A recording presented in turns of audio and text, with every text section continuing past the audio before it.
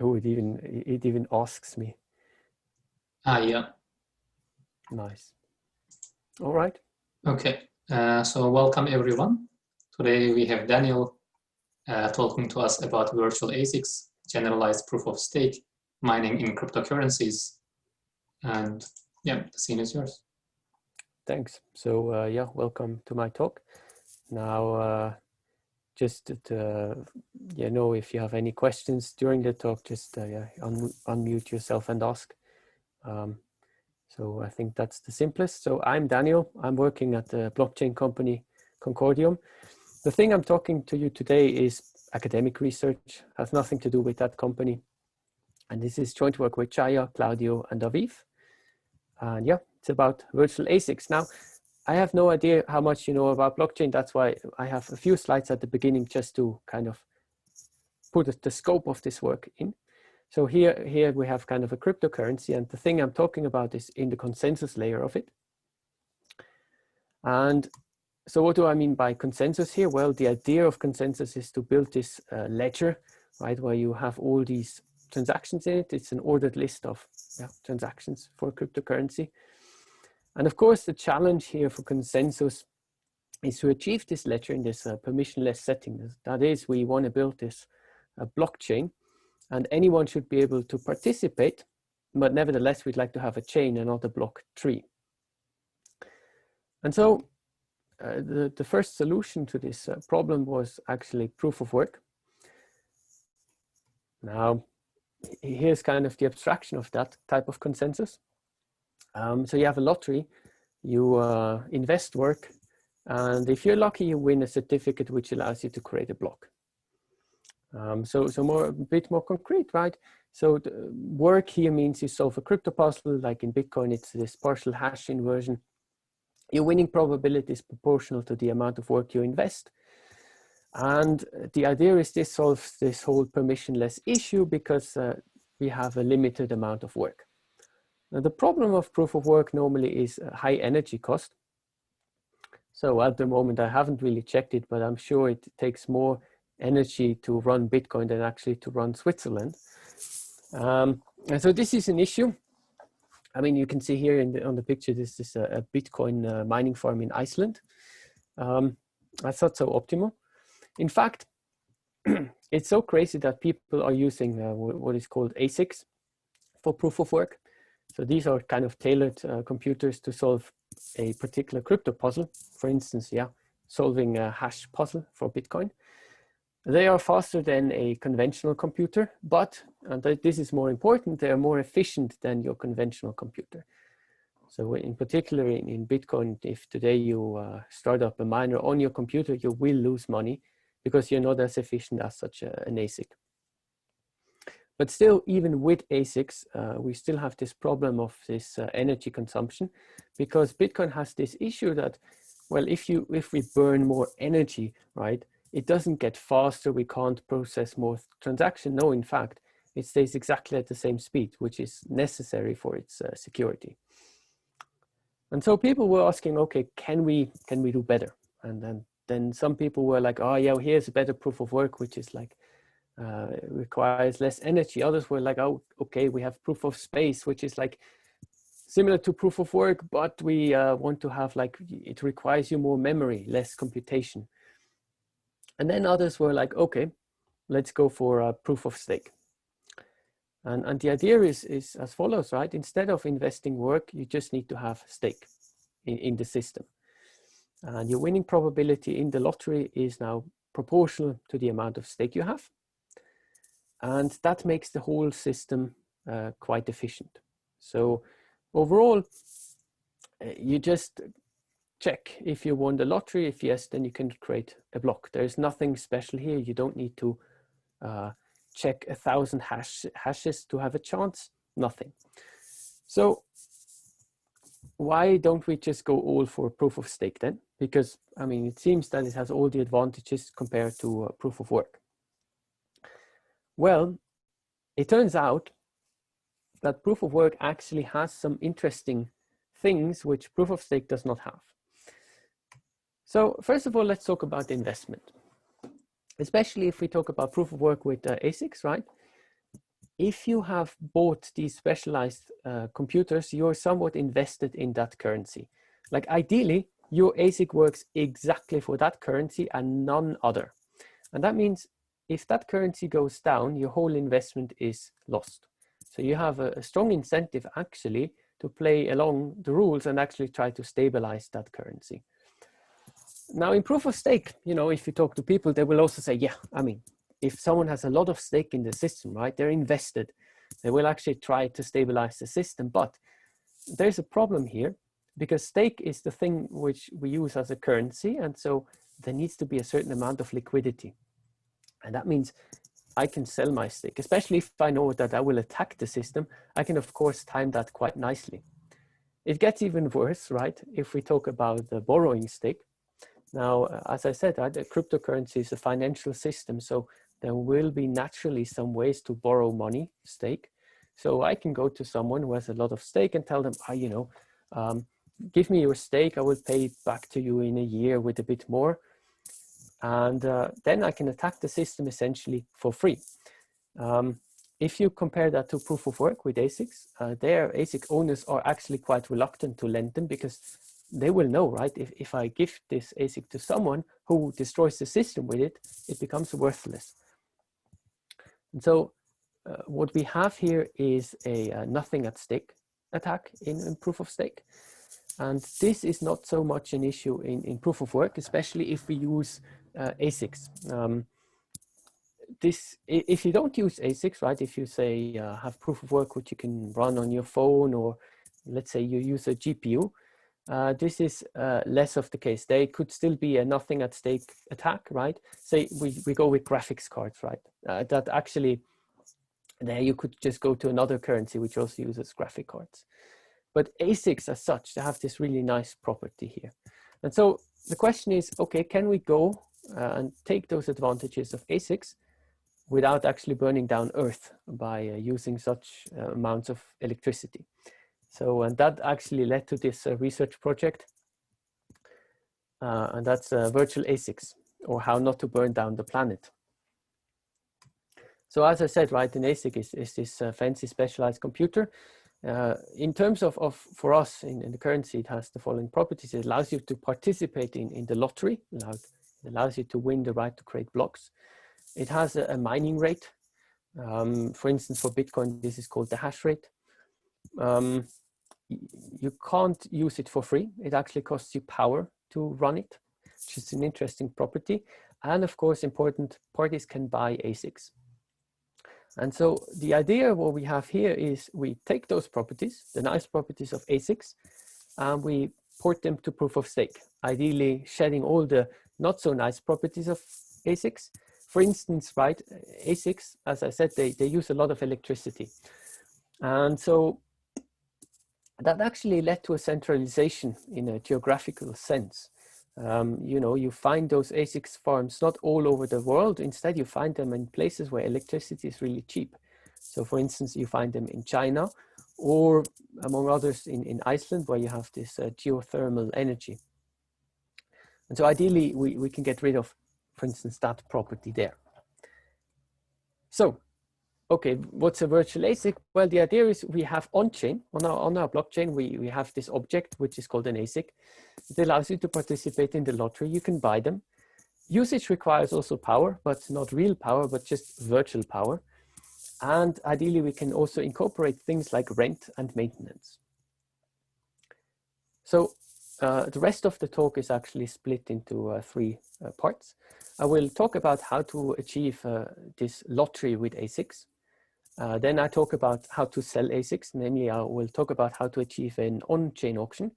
That has some interesting cryptographic primitives in it.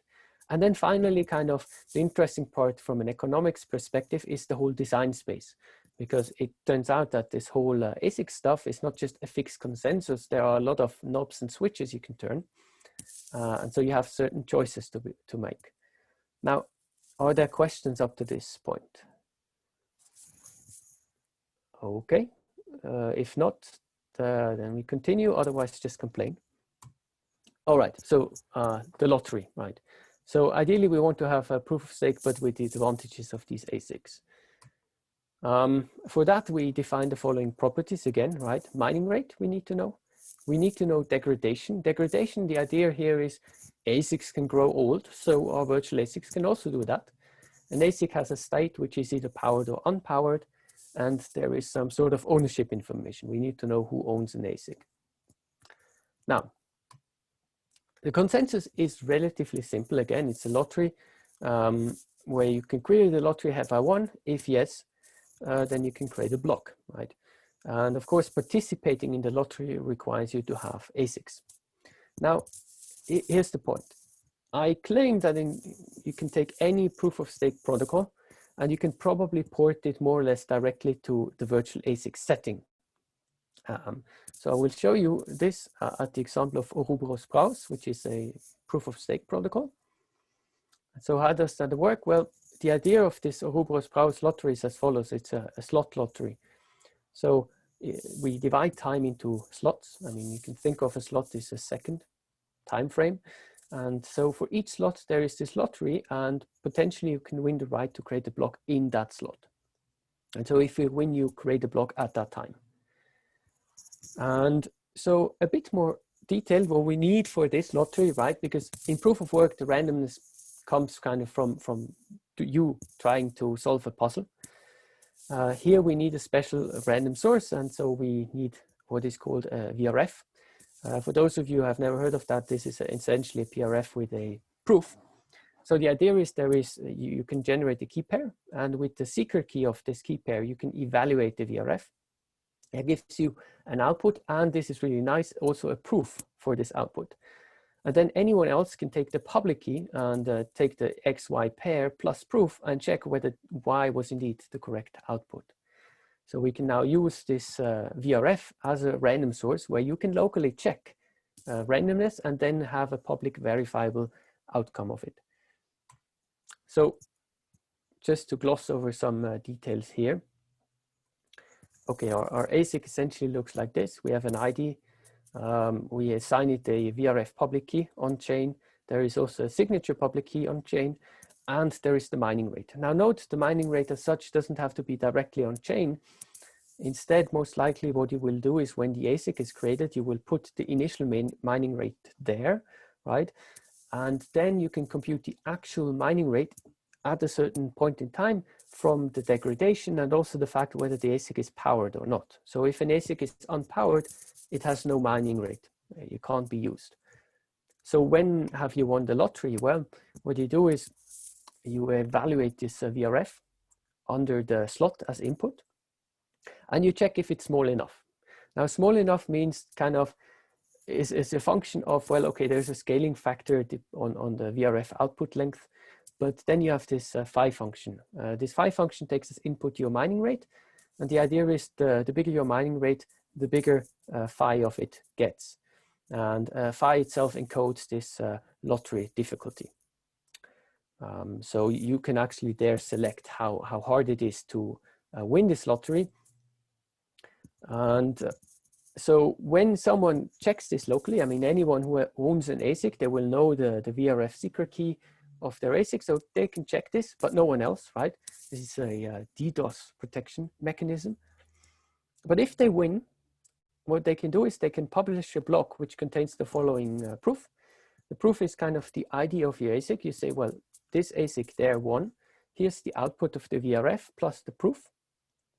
So parties can actually now look up the VRF public key and actually verify the condition, the winning condition, because again, the mining rate is a public value. And so they can all check, yes, indeed, say Alice here has won and has now the right to create a block. There is an interesting detail here. You have to be a bit careful about how you publish your winning proof. You need to publish it with a signature on the whole block, because otherwise someone else could just steal your winning proof and also create a block in your name, right? Where they, for instance, swap out the reward address. That's why we also have this signature there. Yeah, so this gives you a lottery, right? Now with virtual ASICs. And this is, I mean, comparable to proof of stake. Now in proof of stake, you could just go and replace the ASIC by some like account which contains stake. And you have the similar winning condition. And that means also that all the nice properties which have been proven in this Ouroboros-Prowse paper kind of automatically port over to our ASICS setting here. So in particular, the security statement is if you have a majority of honest ASICs, like in terms of their mining rate, then this system produces a nice blockchain in the sense of the chain has chain growth, it grows, we have common prefix, so honest parties agree on a large part of their chain, and we have chain quality, that is a large fraction of blocks is actually produced by honest parties. Yeah, and so this way we can actually achieve consensus using virtual ASICs. But again, I claim this is just an example, right? You can also take another proof of stake protocol and port it to this setting. So this brings me to the second part, right? Now I talked about, okay, assume on your chain you have a set of ASICs. That's how you do consensus. So how do we get ASICs? Can I ask a question, Daniel? Oh yeah, sure. Could you go back one slide? This one here? Yeah. So here, yes. Like who sets this mining rate, or did you discuss this already? Or oh yeah. I mean, I will come to that. I mean, we assume here for a moment that we just have a set of ASICs on chain. I mean, for instance, what you could imagine, right? For simplicities, they are all in the Genesis block, and they all have a certain mining rate. And I mean, a priori, that's now set because it's in the Genesis block by the creator of the system. But later on, the idea is, of course, that new people can buy into the system. They can buy ASICs, and those ASICs will have some sort of mining rate, which, well, depends on, again, right? We can define that as part of the system parameters, how strong those ASICs will be. Does that answer your question? I mean, this is, again, it's a choice, but we need to agree on that, of course. Yeah, that's what I was going to say as well.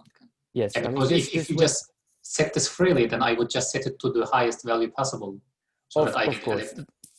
But the idea is you could think of there is a shop where you can buy ASICs which have a fixed mining rate. I will talk about that, I think, in the last part of the talk. Okay. Yeah. Because that's actually an interesting point, right? What options do you have when you sell ASICs? Yeah. Yeah. So that brings me back to the auction, right? So why talk about auction? Because I mean, it seems that if I have just a shop where anyone can go and buy ASICs, that might be bad, because now I could go and buy more and more and more ASICs. And so for an owner, I mean, this is bad because now I can't really plan into the future because I don't know what will be the supply of ASICs in a week. So I'm not sure if I would buy an ASIC now because I have no idea about its value in the lottery in a week. Therefore, it could make more sense to have an auction where we can auction off ASICs. It's also a nice way to set a price fairly. So that means we need the tools to actually make an auction. Now, what we went in our paper here is a two-stage auctions. That is, we have a bidding phase where people can place bids, and afterwards we have a decision phase where we announce winners. More precisely, we look at the K+1 price auction. That is, the auction has K winners, so we auction off K ASICs, and the winners, they pay the price, the K+1 highest price. That is a generalization of what is known as a victory auction. Again, note, this is just an example of an auction. If you prefer another auction, sure, you just need to be able to implement it on chain. We'll talk about that in the last part again. So how can we now achieve such an auction? Well, before we talk about how to achieve it, let's talk about the challenges. Because again, it's an on-chain auction, so that comes with some special things. First of all, it's on-chain, so that means all messages we have are public. You can't go to the auction house and tell them in secret what you like to bid. No, it's all public. And there's also another special problem here, right? It's not just any auction, it's an auction for ASICs. And the chain we are working on is maintained with a consensus where people with ASICs actually maintain the chain. So that means the existing ASIC owners, they control things like the order of messages. And if they're kind of malicious, they can also censor messages, right? So we have to be a bit careful about how we implement the auction, because that could otherwise give us some issues. So that brings us to properties. What are the properties? Well, the first three are normal auction properties: confidentiality. No one should learn what I'm bidding before the decision phase. Bid independence. Even though if you don't learn my bid, you shouldn't be able to bid like Daniel's bid +1. That would be bad. And we want to have public verifiability, because we are, again, on-chain, right? There is no trusted auction house, so anyone must be able to see what is the decision we come to. Now, especially for on-chain auction is censorship resilience. So ideally, this auction should be built in a way that it's hard for malicious parties to censor bids. And also for on-chain, we need a binding property, right? In a normal traditional auction, like in the real world, if I bid $1 billion on an item and then I don't pay, the auction house can go to the legal system and try to get the money. But here we can't do that really. So we need to make sure that the bid is actually unretractable using some mathematics. So here are the assumptions we have. Because we are building a cryptocurrency, we can just assume that we have some sort of transaction system built in, which is nice. Moreover, because we know that such currencies exist, like Monero, we can assume that there are some like shielded transactions. So I can make transactions where a sender receiver are hidden and the amount is hidden. I mean, in a nutshell, you can achieve that by throwing on a lot of zero knowledge onto your chain, and somehow it works.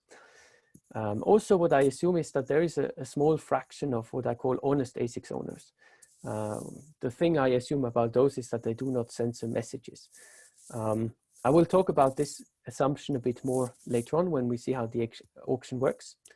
Yeah, just to give you an idea. All right, so what's the protocol here? It's pretty simple, right?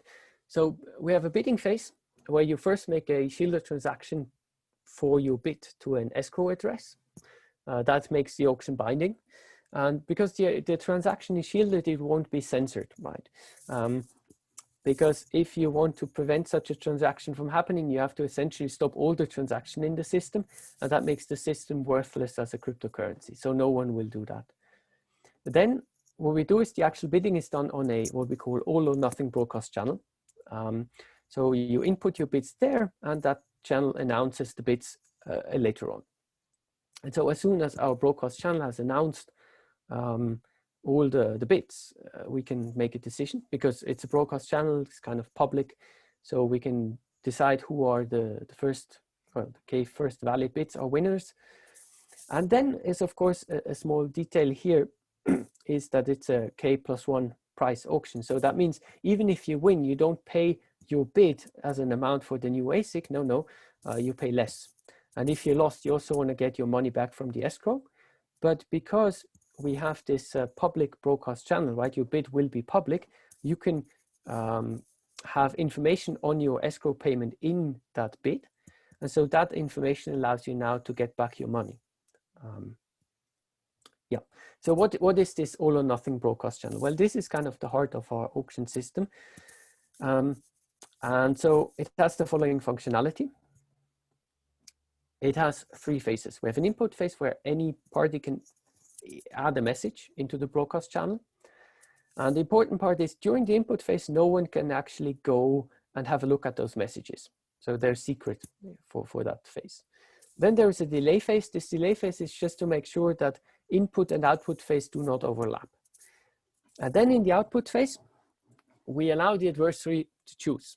So they can either say, okay, I abort. In that case, the broadcast channel just says abort and nothing is output, no messages are output. Otherwise, the channel outputs all messages which have been input. So in particular, this broadcast channel does not allow like censorship of particular messages here. All right, so how can we achieve such a channel? The idea is kind of simple. Assume for a moment that a public key comes out of the sky and everyone knows the public key, but no one knows the secret key here, right? So then in the input phase, what you could do is you could encrypt your message under that public key, put the the ciphertext on chain. And then if you're lucky in the output phase, the secret key falls from the sky and we can all decrypt all the messages. If it does not fall from the sky, well, then we are out of luck and the channel aborted. All right, so how can we create such keys from the sky? The idea is using threshold cryptography. Now, if you know traditional threshold cryptography, you might say, well, that's strange, right? I mean, for instance, this PoS scheme, which is based on RSA, you might say, well, that requires setup, right? I mean, even worse, it might require a trusted party, which gives every involved party a key share. And now we talk about involved parties, right? Normally, threshold cryptography means you know in advance who is actually having a key share. So we can't use that. What we need instead is threshold encryption with an ad hoc property. And that works as follows. So what we know is the only parties we know that are around are the miners, right? And so each time a miner creates a block, they will publish in that block a public key. And what you can now do is you can wait for a bit, for a certain amount of time, and take all those public keys, put them together to create a kind of a master public key. And with that public key, you can now encrypt messages, okay, using this ad hoc threshold encryption. And then after a certain time, like, you know, after this input phase, the miners start to reveal their secret keys. And with all those secret keys together, if you have enough of them, then T+1 of them, you can decrypt, okay? And so and that gives us now the following protocol for the all or nothing broadcast channel. So you first wait, you have first a phase, and the phase here means it's just the number of blocks we wait, say 100 blocks, right? So for 100 blocks, we let people generate keys. Then we take the combined public key, and we can use this in the input phase to encrypt messages. And here, that's the point where I assume that there are some honest parties, because otherwise, if everyone who creates a block during the input phase is kind of, in that sense, malicious and censors, then yes, this channel fails. So here we need this assumption about at least one party creating an honest block. Then we have a delay phase, which is just to ensure that no one can create an input while already knowing some outputs. And then we have this release phase, okay? So in the release phase, the miners are supposed to release keys. And so if they do, then anyone on chain can, of course, decrypt the ciphertexts and learn the output vector. If they don't, well, then in that case, the channel aborts publicly. And it's even worse for the miners. We actually know who was not releasing their keys. So, you know, in the blockchain space, there's this concept called slashing. You can punish people for not releasing keys. For instance, right, those are miners with ASICs. You can take away their ASICs and say, well, if you don't release your key on time, maybe your ASIC gets its mining rate halved or so. So you can even use incentives to make your all or nothing broadcast channel into a all broadcast channel. And so this gives you, again, this auction protocol here. So why is a bit confidential and independent? Well, the escrow payments are shielded. Then we have the nice property. So for a broadcast channel, that ensures those two things. It's all publicly verifiable because in the end, right, all the information in the decision phase is revealed. And so anyone can check on their own. It's censorship resilient in the sense, as I just mentioned. So first of all, I mean, as long as you have at least one honest miner, it works. And you can even incentivize miners to be honest by otherwise punishing them, because again, aborting this channel is actually detectable. We know who is responsible for the abort. And the binding property comes from the escrow payment. Yeah, so that gives you an auction on chain. So that brings me to this last part here, where I want to talk about this design space. Now, as I said before, this virtual ASIC consensus is not just a fixed consensus. Instead, it's more like a framework. So you have a lot of things you can change, you can adapt up to your choice. And I talk about here what you can actually change and adapt. So the first part we can I ask another question, Daniel, before you move? Yeah, sure. I think can you go 2 slides where you had this public keys, key generation? Yeah, one more. Yeah, this one. So when you, yeah, this or the other one. When you, for example, combine the public keys, yes, isn't it important how you kind of combine them? Because let's suppose like 10 parties publish their public keys, and then I publish my public key in a way that basically that gives me some advantage over the other ones because I'm seeing the other people's public keys, and then I put in my public key so that I can maybe affect the output somehow. Yes, of course. I mean, the idea here is right. The blockchain defines the order of the keys.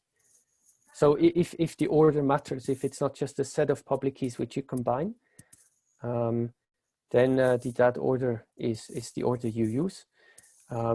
As far as I can tell, the schemes which have this ad hoc property, you can't really kind of do that, like create a key at the end. I mean, let's say everyone else has published their key and now it's your turn, right? I think that they don't have this property that you can now create a key and which allows you to decrypt earlier. So, I mean, the worst thing which can happen here is, right, is that you could decrypt earlier and read the bits of other parties. I don't think that this is an issue. Okay. Yeah, but these ad hoc threshold schemes are a bit special. I mean, like as I said, for instance, Paye does not satisfy this. Are there more questions with regards to the auction protocol? All right, if not, then we can go here again to design space. Okay, so it's about buying ASICs. So we, of course, you ideally want to have a market for ASICs, because if you don't have a market for ASICs, essentially you now just created a permission system, which, I mean, maybe you're happy with that, but there are more efficient ways to have a permission consensus. So you need a market. And I think you have actually two choices. You can either have a kind of an unlimited supply and some sort of, let's call it fixed price, in the sense that anyone can at any point in time just go to the market on chain, make a transaction and get the ASIC. The other thing, which I mean could be more reasonable, because it allows to have miners to have some sort of idea of how many ASICs will there be in the future, is to have some sort of auction. There are various ways how to do that. You could say, well, every week we sell off ASICs which have a combined mining rate of 100, let's say. And so then miners know in a week, okay, so many more ASICs will actually be added to the system. It allows them to plan whether they want to buy an ASIC and also at what price. That's also really interesting about auctions, right? This price finding mechanism. The actual type of auction, that could depend on your actual application. We just have implemented kind of in our paper this simple two-stage auction there. Then we have power, right? As I said, we want to have this property of power in our system here. So what's the idea? Okay, you buy an ASIC. Now, if you buy the ASIC like that, it's unpowered, so it's not really usable.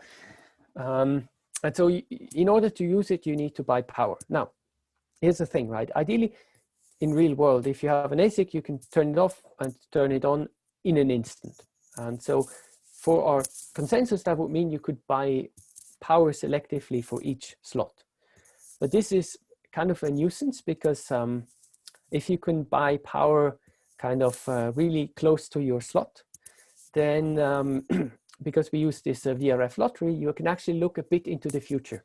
So there would be an issue with you actually knowing the result of the lottery, and then you can decide, oh yeah, it's a good outcome, so I actually power up my ASIC. That is why we divide time here into epochs. An epoch is like, say, 1,000, 2,000 slots. And if you want to buy power, you have to buy power for a whole epoch, and you have to buy the power before that epoch starts. Because at the beginning of the epoch, you will know the outcomes of the lottery for this epoch. And so if you now buy power here for that epoch, it's powered. but afterwards it gets back into this unpowered state. So if you want to continue to run your ASIC afterwards, you need to buy more power during the epoch here. Now you will say, okay, but that's not really what you have in reality, right? These epochs, that's a long period of time where you have to actually power your ASIC. Well, it turns out that if you in real life have an ASIC farm, right, where you consume a lot of power, it could be that it's the same here for you, because you use so much power that if you would just turn on and off your ASIC farm, this could actually threaten the stability of the electricity network. So most likely you will have a contract with your supplier of electricity, which is like, okay, in this month, you will consume that amount of energy. And so you have to abide to that contract, and this kind of resembles here this idea of epochs. And then we have degradation and the mining rate. So the idea of degradation is we can make your ASIC worse. So we can decrease the mining rate over time. Again, because well, we have epochs, we can make that at the end of an epoch. And you have a choice here. So in particular, you can make an ASIC degrade faster if it's unpowered. So why would you do that? Well, here's the thing, right? This whole power in real life ASIC actually happens is the following thing, right? For instance, for Bitcoin, there you have this reward, right? You get a reward for each block you mine. And at some point in time, this reward is halved. And so it really happened that certain miners just turned off their ASIC at some point because it was not profitable enough to mine. And so at that point, the mining power of the whole network dropped. Now, this could be bad, right? If now suddenly every ASIC owner says, oh, next epoch, I don't want to mine, that's bad because your system stops. Okay, so you want to prevent that. Ideally, everyone who has an ASIC is actually mining. And so you can punish people for not powering their ASICs by just degrading their ASICs faster here.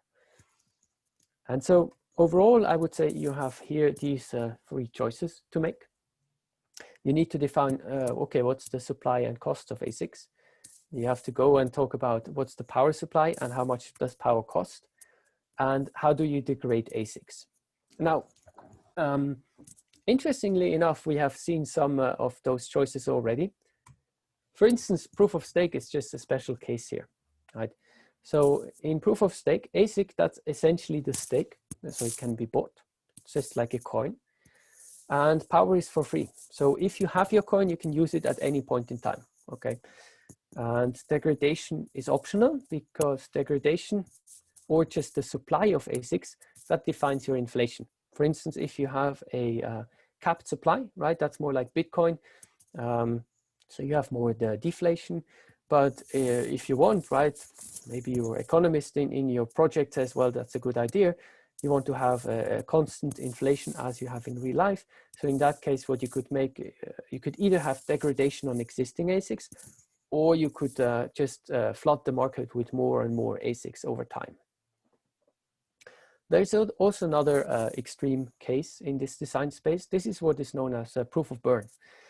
So the idea of proof of burn is you can participate in the lottery by essentially really burning money. So here in this model for ASICs, that means ASICs are for free. You can have as many ASICs as you like, but each ASIC you want to power in the epoch costs you stake. So again, the more stake you the more power you buy, the more kind of mining rate you have, the higher your chance of winning the lottery. And of course, because ASICs are for free, then it makes no sense to have degradation here. And yeah, so that's a cornerstone. So now the open question here is, what are the optimal settings? We don't know. So as I said, right, you have these options here, and it would be really interesting. I mean, maybe it's more going towards economy to assume, for instance, okay, assume we have rational parties. So like the ASIC owners are rational, they want to make money. We can also assume for a moment they have no strong external incentives. For instance, you know, it's not like this currency is used by people in nation A, and then state B has actually a certain interest in destroying it, right? Forget about such incentives. just assume for a moment you have rational miners. They want to make a lot of money. How can we tweak those parameters here such that the system is as stable as possible, in the sense like we always have enough miners to make blocks, and how can we ensure that miners actually play along the rules, right? How do we make sure that they follow the protocol? And yeah, that's an open question. So if you want to know more about this, you can find all the details of our paper here on ePrint under this link here. And yeah, with that, I'm at the end of my presentation. If you have questions, now is the time.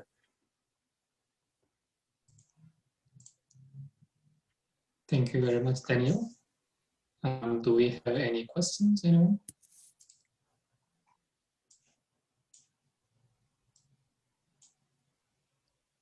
I think you can unmute yourself if you want to ask questions. May I have a question? Mm-hmm. Of course, yeah. Hi, Dan, and thanks for the talk. So, so for this paper, it's kind of like an architecture design rather than some concrete protocols. That's my understanding. Is that correct? Exactly. I mean, it's what I said. Yes, you can see it as an architecture. It's not a specific consensus protocol. Instead, it's like a whole range. It's a whole family of protocols which we describe here. And what exactly you have if you would implement this in practice depends on all these parameters I described here at the end. Yes. I see. So then the bid protocol, namely the auction part is running on the blockchain itself, and the blockchain itself is running the consensus, namely the virtual ASICS mechanism. Is that correct? Yes. So that's kind of, I mean, the idea is it's really in the system, it's all on chain. And so, yes, I mean, the auction is on chain and the chain is maintained by the ASICs, which we auction off. Will this lead to something like the chicken and egg problem, namely the ASICs are going through the auction part, and then the auction itself is running over this blockchain. So this kind of the auction part and the consensus part depend on each other. I'm not sure. Of course, yes. I mean, there are two problems here. So one problem is, okay, how do we get ASICs at the beginning, right? And the answer is, as usual in proof of stake. I mean, okay, so how does it work for a normal proof of work? Well, someone starts in their basement to run the proof of work, and at some point they publish the protocol with some already made blocks there, like Bitcoin did. In proof of stake, what you normally do is you have a genesis block which just defines some initial stake distribution, and those people can start to mine. So here what you would do is you would have an initial ASIC distribution. The other problem is, right, you're absolutely right, that if I have now a set of, let's say, rational miners, and they control all the ASICs, they could in principle try to fix the auction to prevent outsiders from joining the system. Now, the way our auction works is that you can actually detect that, right? So if they would be successful in doing so, people would notice, and so most likely they would lose trust in the system because it seems that all the miners are collaborating, so it's centralized. And yeah, probably people would not use the system. On the other hand, it also has this nice property. Assume for a moment there's one ASIC owner who is actually like against that, is not collaborating with them. Then in our auction, it's enough if there is like in the input phase, right? There's one block which is created by that guy, and then other people can also bid on ASICs, and so the system will open up. So kind of this censorship cartel is like a unstable equilibrium in some sense. Yeah, but Yes, I think yeah, so sorry, go on. No, go on. I mean, just I understand your justification, so I see. Yeah, but I believe, I mean, you can't completely avoid this problem, right? If you have these people who own all the ASICs, they can decide what they do with the system. I mean, that's also the case with proof of stake, and also in some sense in proof of work, right? Mm-hmm. Thanks. Any other questions, anyone?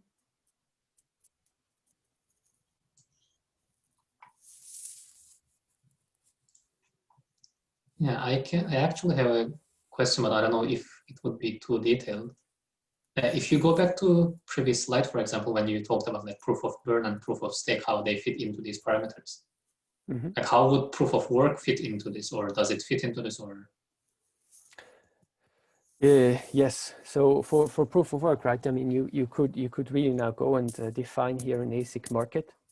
I mean, you could look at how does such a market work in reality. I have no idea, by the way, but let's assume there is some sort of limited supply, because ASICs are made by a few companies. And so there will be over time a limited supply. So more ASICs will be made. They might be even better, but it's not that next week you will have a billion ASICs more. So I assume there will be some sort of auction mechanism which releases ASICs over time. Power you can just model as you would in real life. I mean, you could even have oracles which query power price, say in Iceland, if you like. Or you just say, no, I don't want that, it's fixed, whatever. The nice part about this, in contrast to real life, is power costs the same for everyone in the system. It's not if you're in China, your power is now cheaper than if you are here in Switzerland. So this aspect you don't have, which is nice because it helps to decentralize the system. And degradation you can now use to model such side effects as the fact that, well, if you have an ASIC farm in real life, you have to pay rent. You have to maybe pay maintenance. So you can model that using the degradation factor here. Yeah. That's the idea. Okay. Okay. Any last question, anyone? Hey, Daniel. Okay. If it's okay if I ask a question. My name is Dimas. Thank you for the talk. It's really interesting.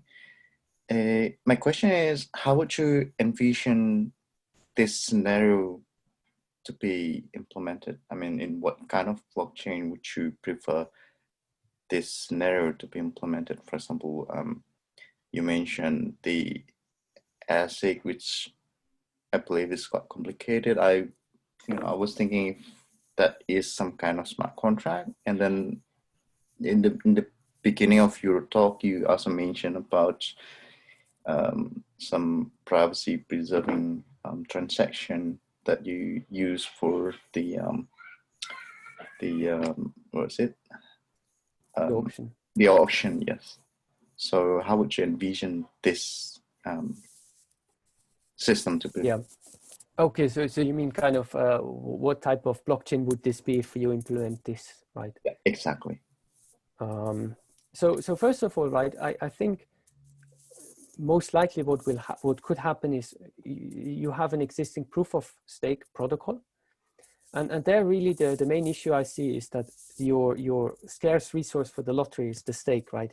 But this is also the thing which is liquid, and ideally that's separated.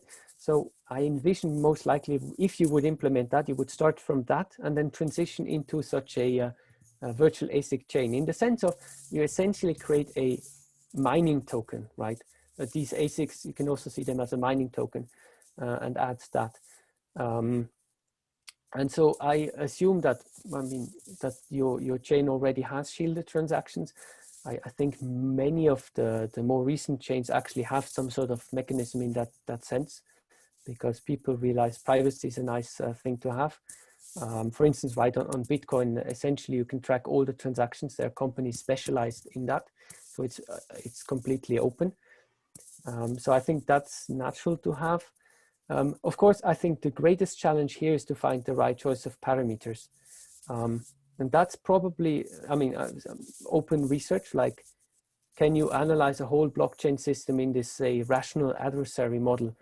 I mean, I have a paper with some co-authors of mine where we looked at Bitcoin in this rational model, but we had only like a few utilities defined, block reward and breaking the whole system.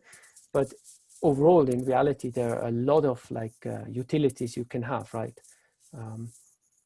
So I think that's open research. So I don't think that this will be implemented like in a year. There is more work to be done here.